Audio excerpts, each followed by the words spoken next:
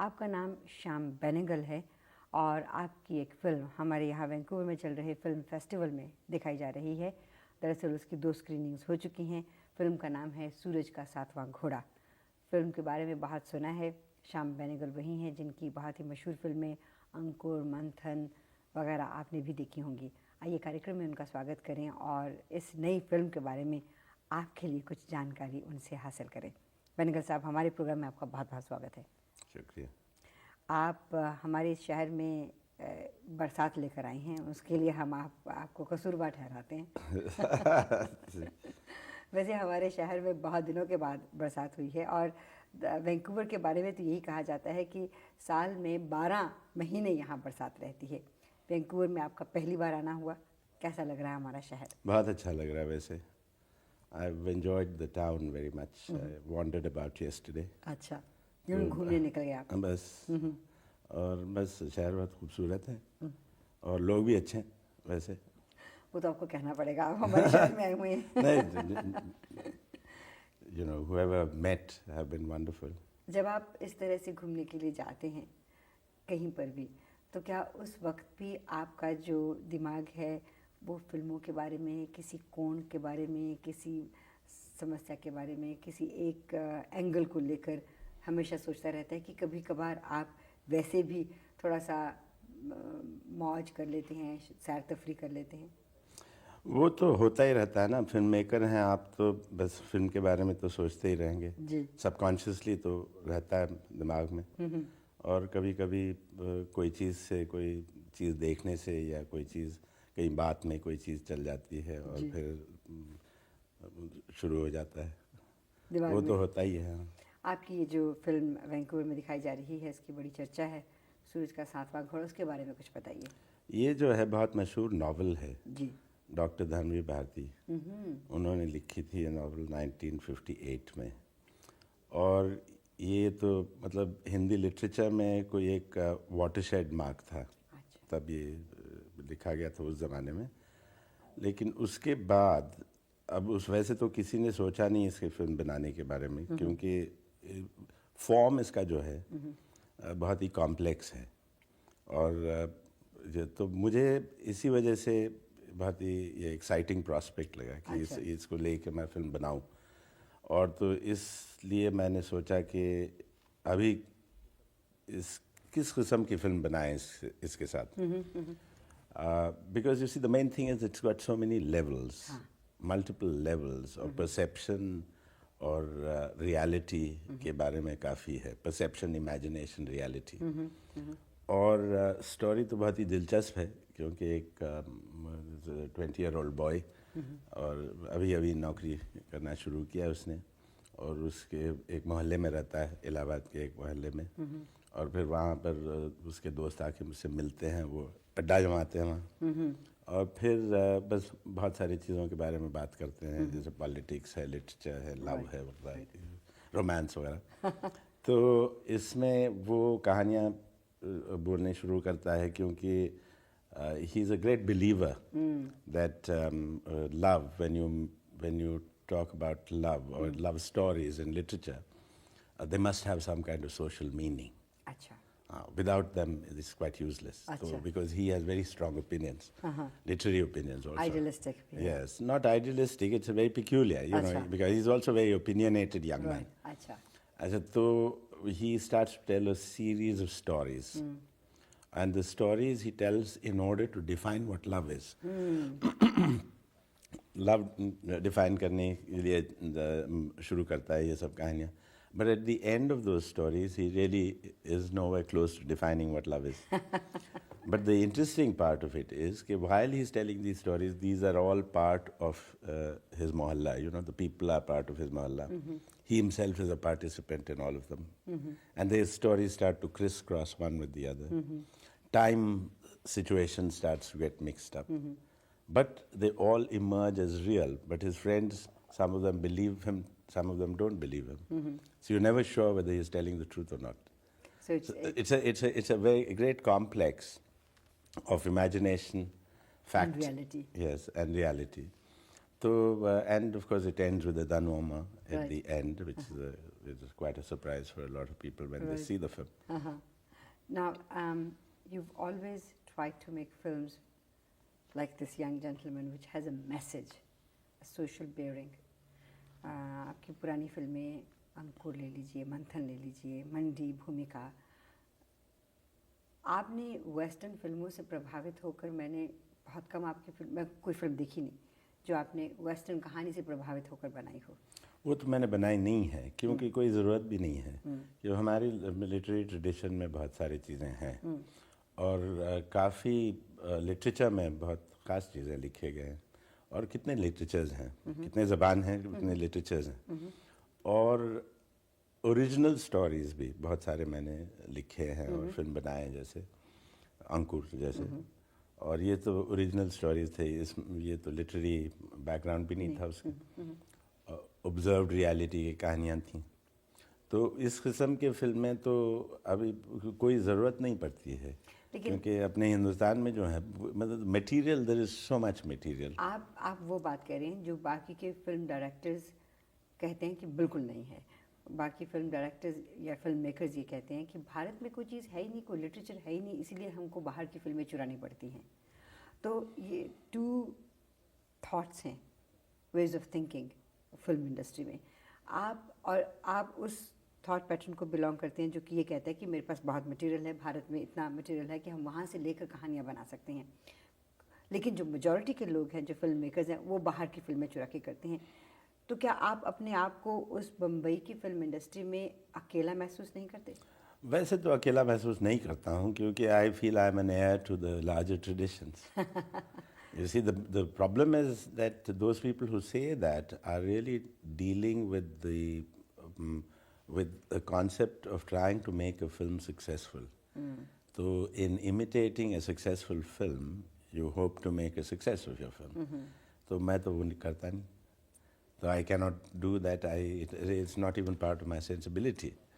तो essentially problem इसी में है कि ये ऐसी बात नहीं है कि वो कहेंगे कि हिंदुस्तान में लिटरेचर नहीं है. लिटरेचर तो ज़रूर है, बहुत सारा लिटरेचर है. और बहुत सारी चीज़ें हैं, जैसे थिएट्रिकल ट्रेडिशन भी काफ़ी स्ट्रांग है. हर एरिया में है, म्यूज़िक में है, पेंटिंग में है, सब जगह. तो वो कोई, ये तो कोई ख़ास बात नहीं है. But consequently, you are a loser as far as finances are concerned. Well, consequently, I may not be as successful, but that's hardly of eventual importance, because I can still survive, make the kind of films I want to make, and I have always made the kind of films I want to make, and I enjoy making them. And what greater luck can a man have but to get the greatest amount of pleasure from his work. That's what I do.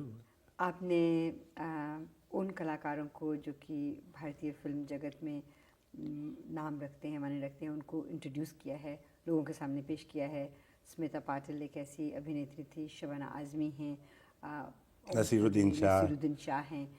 तो आप जब इन लोगों के साथ काम करते हैं और उनको आज आप कमर्शियल सिनेमा में देखते हैं, तो एक कलाकार के लिए तो हर एक तरह की फिल्मों में काम करना चाहिए. लेकिन नसीरुद्दीन शाह को मैं जब किसी कमर्शियल फिल्म में देखती हूँ तो मुझे वो मज़ा नहीं आता जो कि आपकी बनाई हुई फिल्मों में उसको देख के मज़ा आता है. और मेरे विचार में शायद नसीरुद्दीन शाह भी इस तरह से महसूस करते होंगे.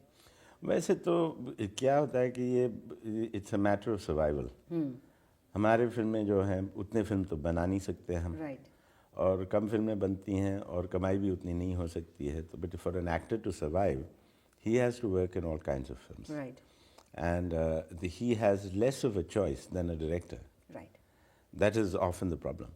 So because the director wants to make a film, but an actor has to be chosen to play a part. You see, so he really doesn't have that kind of choice. Only when he becomes a star, yes. Now Nasiruddin Shah is a big star today. Shabana Azmi is a big star. Smita used to be a very big star. Unfortunately, she died. And then a whole lot of others, who Amrish Puri, for instance, Om Puri, a whole lot of these people, because they started with our kind of cinema. You know, they started with serious films, but they have become very big stars in popular Indian cinema now. but they do come when we ask them to come and work for a pittance. Right. Because I mean, Amrish Puri probably takes one 500th part of what he earns for a single film there to act in a film of mine. Did you ever feel that these big titans, great artists, ever had any ego problems? No. Like No. Om Puri and Nasiruddin Shah? None at all. That's actually, it's the world, you know, the outside world starts to feel that. It is true that after all, film business is an egocentric profession. And very competitive. Comparatively, because constantly the focus is on you and you are reflected back to yourself. And naturally there is a certain amount of egocentricity involved in it. That one knows. But having said that, in fact, there are hardly any ego problems between actors, between directors, actors, actresses, hardly any. I haven't come across that in my own career, with certainly not these actors who are they're really true blue actors. You know, they're real metal. Right. Give them Excellent actors and actresses, and serious about their profession. Because there are people who can become stars, but without necessarily being superb professionals. Right, right. That also happens. That's true. Yes, and when that happens, there's a problem. A lot of filmmakers always want to work with the great Amitabh Bachchan, whom people call a great actor. I think he's a good actor. I have my reservations about some of his abilities, but I sometimes feel that he's one of the actors who's never been exploited to his fullest. As a filmmaker, do you see him in a role that you could design for him and he would act? Absolutely, because he is a superb actor. Superb actor with a great deal of versatility. The only problem has been, you see, when you become a superstar and an image, a public image, then if you break that public image, the following will feel betrayed. You know, the audience that has this public image of that particular actor, they will feel betrayed. It doesn't matter what performance quality you have, but if you're not playing to your public image, then the audience feels very betrayed. And that is really the reason why it's very difficult to take Amitabh. You know, and it's taking too many chances with his career. And because I would love to use him. Because he's such a wonderful actor. But how to do it? Because sometimes you can be trapped by your own public image. It's very difficult, you know. You've made some fascinating and beautiful films. And the question I'm going to ask you might be difficult for you to answer. I want to find out which was the film that you enjoyed doing the most out of all your films. Well, you see, for me, there has never been favorites. I don't play favorites with my own films. They're like my children. That's right, exactly. And it's very difficult to play favorites with your children. It's the same thing. I mean, they're all very dear to me. Some have had more heartaches than others. You know, some you felt that they could have been a little better than they actually turned out to be. But you'd hate to admit it to anyone. It's like, you know, what do you do with your children? You know, not all of them can be as bright as you'd like them to be. Very well said. You've also turned to some documentaries that you've made. There's a beautiful Bharat Ki Khoj. Discovery of India, was it called? Yes, Bharat Ek Khoj. Bharat Ek Khoj. That is very... 52 hours. 52 hours. It's all of history, all of Indian history. From day one? From day one. And partially dramatized, partially documented. It's a series. I used over 500 actors in the whole series and built about 144 enormous sets. Shot it over 1.5 years and researched it for about 5 before that. So it was an enormous project. It was a lifetime project, actually, because I don't think in television series anywhere in the world, when you have a series that runs for so long, over one whole year, you'd have only one director. That's true. And That's true. And you've done that. I've done that. out of all the new programs that are coming on television, and television is bombarding India like nobody's business. There is competition from Hong Kong, competition from England. I understand now Doordarshan has announced 4 new channels. Oh, they've already started. They've already started. On satellite. And how is that affecting the daily lives of Indians there? Oh, well, you see, that requires a great deal of study. It's very difficult to assess because the 4 satellite channels of Doordarshan at the moment have to be picked up by cable. And at the moment, it isn't as though everybody can afford to put their own little antennas and dishes, to catch the satellite signals. So you have to depend on cable operators. Right. And the cable operators at the moment in India give you about 8 different channels, of which 2 they keep for themselves and 6 they get from, CNN and BBC and 4 channels of Star, which comes from Hong Kong. Right. So the satellite television programs of Doordarshan have not yet caught root. But what is going to happen is they're going to become terrestrial channels, which means that you'd be able to pick it up normally without a dish. Oh, I see. And when that happens, then we are going to have quite a plethora of channels running, and then it's a question of real choices for people who are going to watch television. Do you think people are going to Yes, but the real crisis at the moment is the crisis of software. Right. We don't have enough software, and people are producing. But then, it also depends, as you know, there's a certain kind of economics to television. And that works on, because if you're going to derive all your software production expenditure from sponsors entirely and from advertisers, that's not going to it's not going to be, you're not likely to produce too many quality programs. No. You're going to produce them on the cheap. very mediocre. Yes, and they're likely to be mediocre, as they have been for some time. So I'm one of those people who have always argued that Doordarshan cannot simply be a rentier. Liberalization is a wonderful thing, but liberalization should not automatically mean that you just become a rentier of a channel. That's true. You've got to have some kind of thoughts about what you're going to be doing and what kind of software you actually wish to encourage. Right. Now, this hasn't happened, which means it's just that films or film-based material keep getting rehashed into programs. So much of the time what you're seeing are reviews. Right. And little presenters doing a whole lot of reviews. But surely you cannot base the strength of your television only on that. It has to have original production. That's true. And production of a certain amount of quality, which has entertainment quality, it has educational quality, it has certain cultural quality involved in your programming to keep your audiences. Do you think it's promoting Indians to be lazy with so many programs bombarded at them? Oh, I don't think, I'm not really terribly worried about all that, because it's all part of a whole developmental scheme.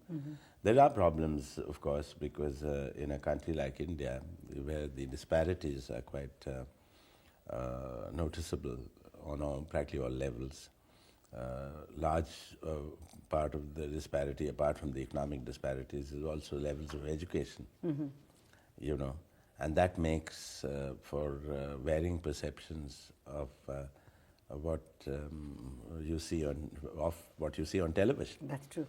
And that can lead to, according to me, to serious problems in the future, because if you're going to show, you're going to advertise very expensive consumer durables, or you're going to have people running around in bikinis down on the beach, to an audience consisting of villagers in a little hamlet very far away from the city, you simply don't know what impression you're making on them. No, exactly. And you don't know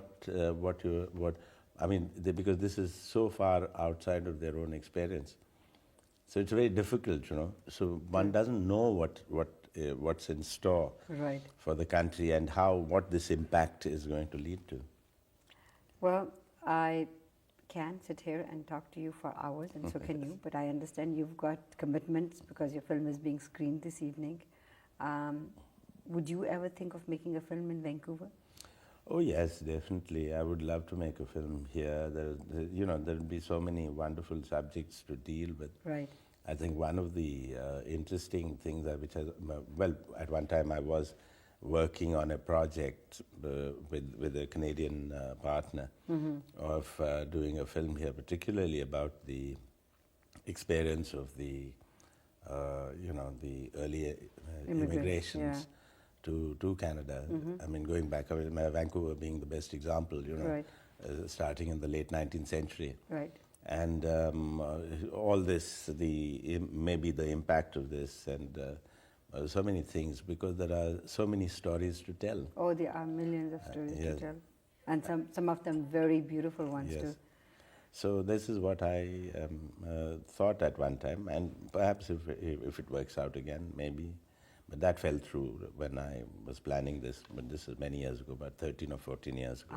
There is a new film being made on the Komagata Maru, which was a ship. Yes. that No, came I know here. the Kamagata Right. Maru story. That's how I came to know of a place called Vancouver in school. Yes. So Om Puri, I think, Yes. has been signed up for that film, Yes. and it's going to start production next year. So it would be nice to see films about people who have made a difference and brought the culture of India outside of India, Yes. and try to retain it and fight for their own rights and yet be Indians. Yes. Because the Ghadar movement is more than a footnote Certainly. in the freedom struggle of our country.